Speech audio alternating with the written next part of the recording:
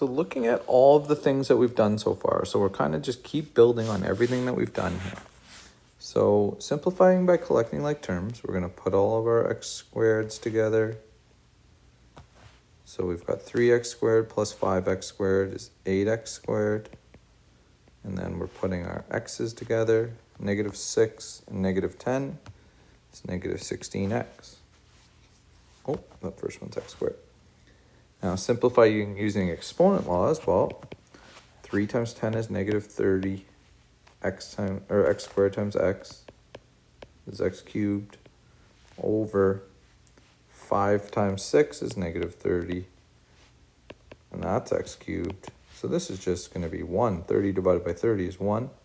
X cubed divided by x cubed is 1. And then we've got our distributive property that 4x is going here. So 4 times 6 is 24. X times x is x squared. And then that 4x is going here. Negative 4x.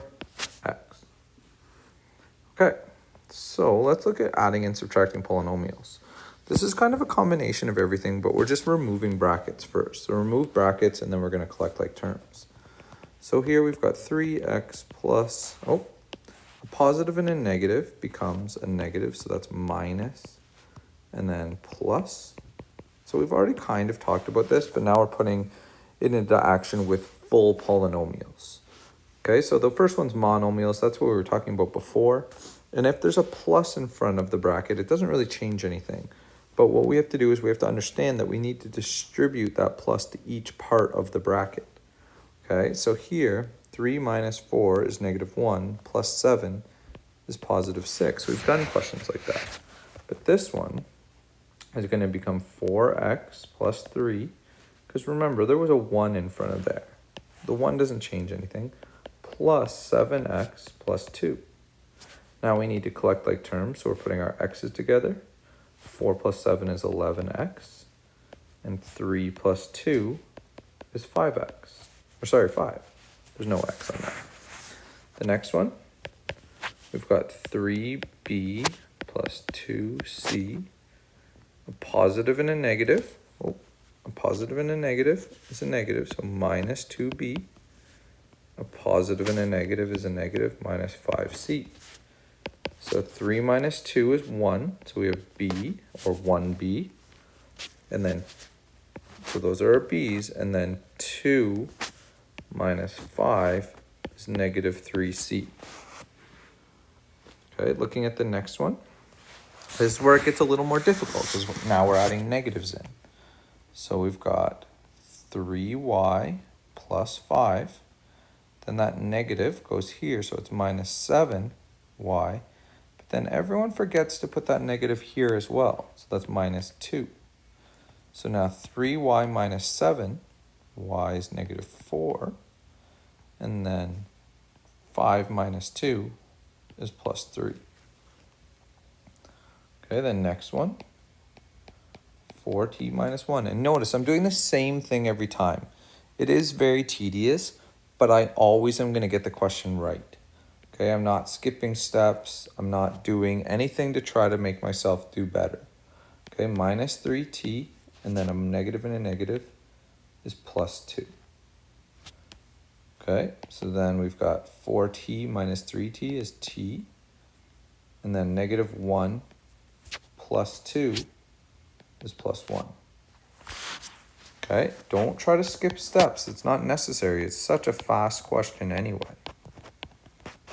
Okay, a minus and a minus becomes a plus. A minus and a minus becomes a plus. 6 plus 1 is 7. 2 plus 1 is 3. Okay. Looking at this one. This one's a little bit longer, but it's still the same. A squared plus 3a minus 2. There was nothing in front of that bracket, so I just rewrite it. Minus 3a squared minus 4a plus 1. Okay, that negative went to each part of that. And then this positive does the same thing.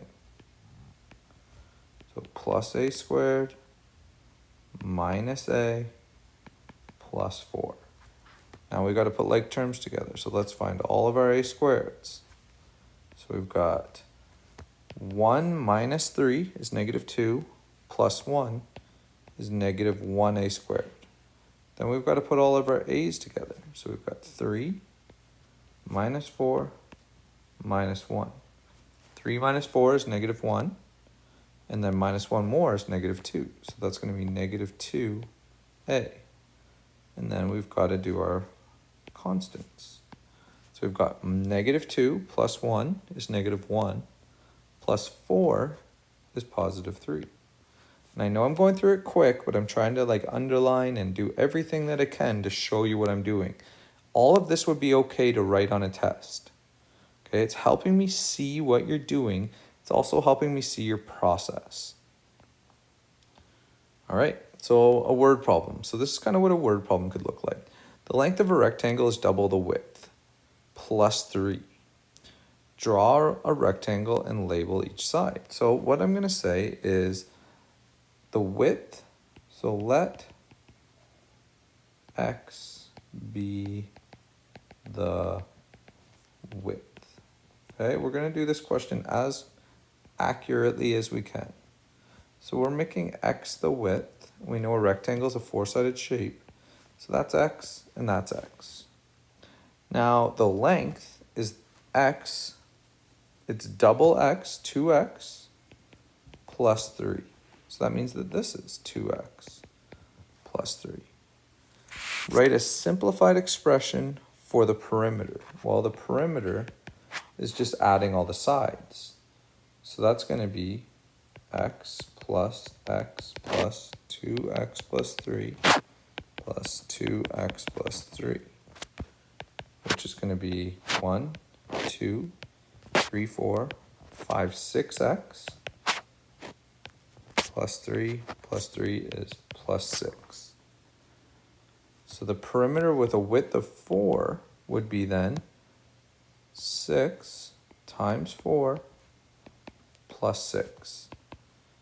24 plus 6 is 30.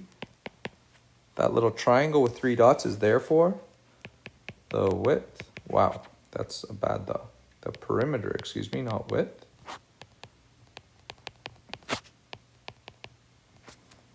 Is 30 meters. Okay, the questions for this are 157, 1, 2 ACE, 3, and then 4 ACE, 5 EFGH, and 9.